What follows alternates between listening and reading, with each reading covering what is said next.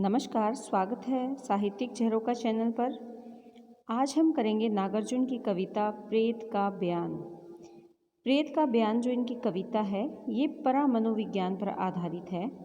परा मनोविज्ञान एक विवाद का विषय है क्योंकि उसमें मृत्यु के पश्चात जो मानव आत्मा है उसका क्या अस्तित्व है, ऐसे विषय पर अध्ययन किया जाता है। तो ये एक विवादास्पद विषय है परा मनोविज्ञान, उसी को आधार बनाकर इस कविता की रचना की गई है।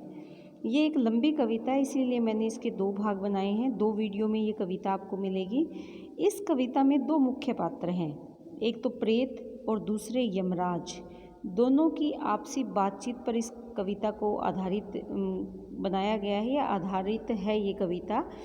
इस कविता के माध्यम से जो तत्कालीन भारतीय व्यवस्था थी, चाहे वो आर्थिक व्यवस्था है या राजनीतिक व्यवस्था है, उन पर एक करारा व्यंग्य किया गया है जो कि प्रेत के माध्यम से किया गया है। जो प्रेत हैं वो एक स्कूल के अध्यापक हैं और दूसरे जो मुख्य पात्र हैं वो यमराज हैं। तो आइए इनकी व्याख्या प्रारंभ करते हैं। यहाँ पर क्या कहते हैं, ओ रे प्रेत कड़क कर बोले नरक के मालिक यमराज। तो ये कौन कह रहा है? नरक के मालिक, नरक के जो मालिक हैं कौन है? यमराज। नरक यानी यमलोकपुरी के मालिक यमराज कड़क आवाज़ में बोले, किससे? प्रेत से। ओ रे प्रेत सच सच बतला कैसे मरा तुम। प्रेत से प्रश्न कर रहे हैं। कौन प्रश्न कर रहा है? यमराज कर रहे हैं प्रेत से, आत्मा से। आगे वो कारण देते हैं कि तुम्हारी मृत्यु का इनमें से क्या कारण था? भूख से, अकाल से, बुखार से, कालाजार से, पेचिश, बदहजमी, प्लेग या महामारी से, कि इनमें से कौन सा कारण था जिसके कारण तुम्हारी मृत्यु हो गई?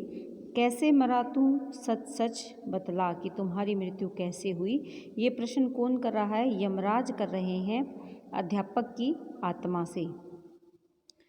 खड़ खड़ खड़ हड़ हड़ हड़ कांपा कुछ हाडों का मानवीय ढांचा, नचाकर लंबी चमचों सा पंचगुरा हाथ, रूखी पतली किटकिट आवाज़ में प्रेत ने जवाब दिया। कि तभी यमराज के पूछने पर खड़खड़ करते हुए, हड़ हड़ करते हुए, ये आवाज़ें किसकी है? हड्डियों के ढांचे की। और हड्डियों का ढांचा किसका है? प्रेत का, यानी अध्यापक का। और वो ढांचा कैसे कांपता है, उसमें कंपन होता है कुछ हाड़ों का, कुछ हड्डियों का जो मानवीय ढांचा है, कुछ हड्डियां मात्र जो बच गई है उनका मानवीय ढांचा कंपन करता है। नचाकर लंबी चमचों सा, नचाता है लंबी चमचों सा, चम्मच जैसे होती है उसके समान, पंचगुरा हाथ, 5 चमचों का जैसे गुच्छा है ऐसा हाथ, क्योंकि अब सिर्फ उसकी हड्डियाँ मात्र ही रह गई है और वो हड्डियाँ इस प्रकार से दिखाई देती है जैसे 5 चम्मचों का एक गुच्छा नाच रहा हो। रूखी पतली किटकिट आवाज़ में वो जवाब देता है यमराज के प्रश्न का। तो क्या कहता है प्रेत? आइए देखते हैं। महाराज सच सच कहूँगा, झूठ नहीं बोलूँगा। अब हम गुलाम नहीं, नागरिक हैं हम स्वाधीन भारत के। इन पंक्तियों के माध्यम से व्यंग्य स्पष्ट दिखाई देता है कि वो बताते हैं कि अब वो क्या कहते हैं प्रेत कि सच कहूँगा। महाराज किसको कहा है? यमराज को, कि महाराज सच कहूँगा, मैं बिल्कुल झूठ नहीं कहूँगा, क्योंकि अब हम कोई गुलाम थोड़े ही हैं। ये व्यंग्य किया गया है तत्कालीन राजनीतिक व्यवस्था पर। नागरिक हैं हम स्वाधीन भारत के, एक आज़ाद देश के, आज़ाद भारत के हम नागरिक हैं। पूर्णिया ज़िला है सूबा बिहार के सिवान पर, कि पूर्णिया ज़िला के अंतर्गत आने वाला, और जिसका सूबा क्या है? बिहार के सिवान क्षेत्र का सूबा है। थाना लगता है दमहा, बस्ती का नाम है रुपौली। ये वो अपना पता बता रहा है कि पूर्णिया ज़िला के अंतर्गत उसके आने वाली जो बस्ती है रुपौली नाम है उसका। और वो जात से कायस्थ था, कायस्थ जाति का था।